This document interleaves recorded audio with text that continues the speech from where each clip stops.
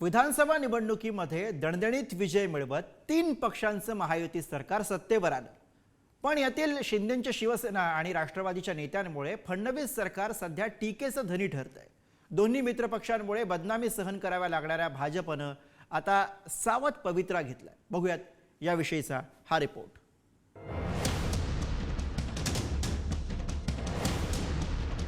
आमदार संजय गायकवाड यांची थेट टॉवेल बनियांवर हाणामारी असो वा मंत्री संजय शिरसाटांच्या बेडरूम मधील पैशांच्या बॅगा किंवा मग मंत्री योगेश कदमांच्या सावली बारवरनं आरोपांचे बार असो वा कृषी मंत्री माणिकराव कोकाटेंचा विधिमंडळात मोबाईलवर पत्त्यांचा डाव, या सगळ्या घटनांवरनं बदनाम होत आहे ते मुख्यमंत्री देवेंद्र फडणवीस आणि भाजप।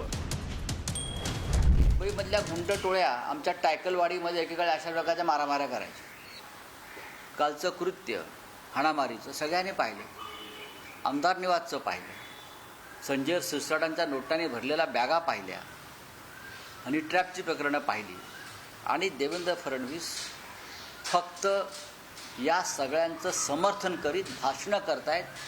हे या राज्याचं दुर्दैव आहे। 4 मंत्री हैं, मैं 3 या 4 नहीं बोल रहा हूँ, मैं 4 मंत्री तो जाने वाले हैं। माणिक कोकाटे जाएंगे, संजय सिरसाट जाएंगे, और कौन सा नाम चाहिए आपको? संजय राठौड़ जाएंगे और एक नाम आएगा। 5 नाम आ सकते हैं। भाजप एकनाथ शिंदे यांची शिवसेना आणि अजित पवार यांची राष्ट्रवादी सध्या सत्तेत आहे। सत्तेची सूत्र आहेत मुख्यमंत्री फडणवीसांकडे।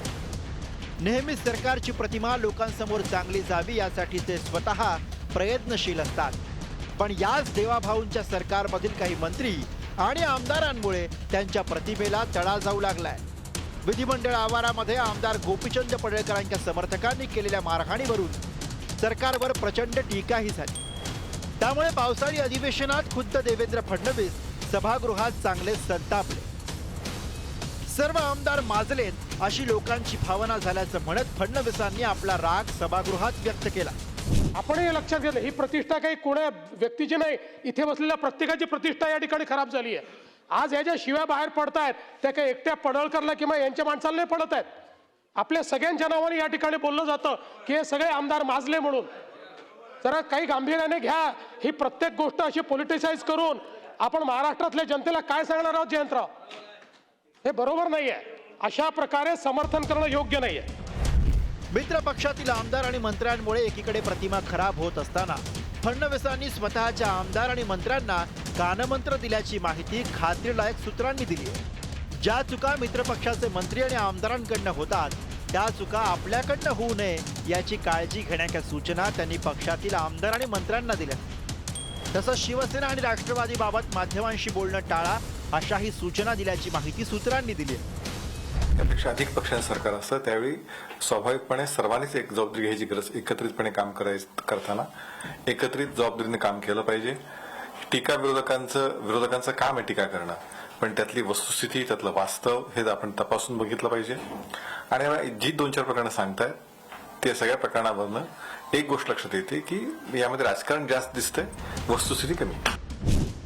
विधानसभा निवडणुकीमध्ये महायुतीला ऐतिहासिक असं बहुमत मिळालं, त्यामुळे राज्यात सर्व काही सुरळीत होईल असं वाटलं होतं। पण चित्र भलतंच दिसतंय। महायुतीमधील अंतर्गत मतभेद, मंत्री आणि आमदारांची अरेरवी आणि दादागिरीमुळे सरकार बदनाम होतंय। देवाभाऊ सरकारला लवकरच वर्षपूर्ती होईल, पण या वर्षभरात मित्र पक्षामुळे देवाभाऊंची डोकेदुखी वाढली असं म्हटलं तर वावगं ठरणार नाही। अजित पवार आणि एकनाथ शिंदे यांच्या आमदार आणि मंत्र्यांच्या वागणुकीमुळे सध्या सरकारवर जोरदार टीका होते आणि याचमुळे भाजपनं देखील सावध भूमिका घेतली। भाजपचे आमदार असो किंवा भाजपचे मंत्री असो यांनी याविषयी कोणतेही वक्तव्य करू नये असे स्पष्ट निर्देश भाजप नेतृत्वाने दिल्याची खात्रीलायक सूत्रांची माहिती आहे। कॅमेरा पर्सन सतीश सुशांत सावंत, पुढारी न्यूज, मुंबई।